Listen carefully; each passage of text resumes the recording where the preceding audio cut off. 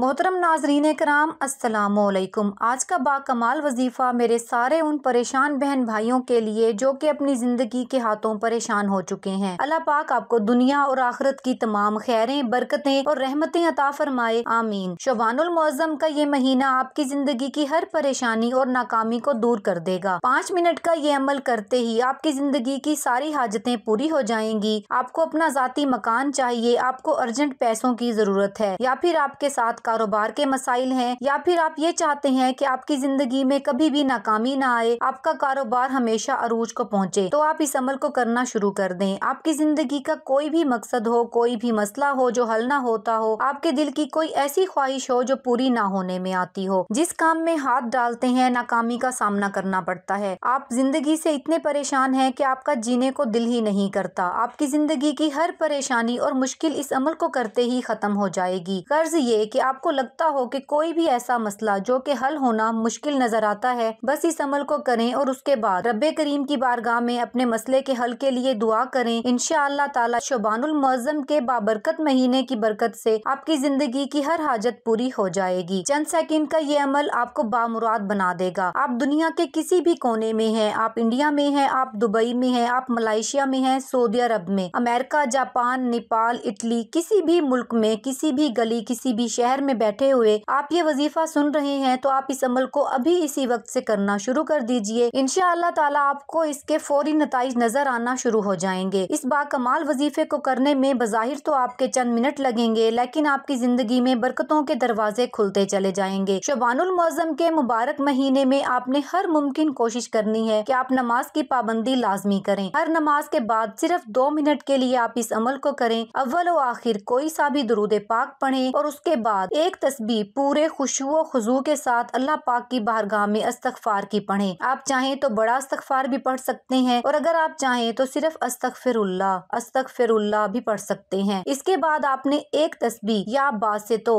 یا باسطو یا باسطو کی پڑھنی ہے، اور اس کے بعد آپ نے پورے یقین اور توجہ سے بارگاہ الہی میں اپنی حاجت رکھنی ہے۔ انشاءاللہ تعالی آپ کو اس عمل کی برکتیں آج سے ہی ملنا شروع ہو جائیں گی۔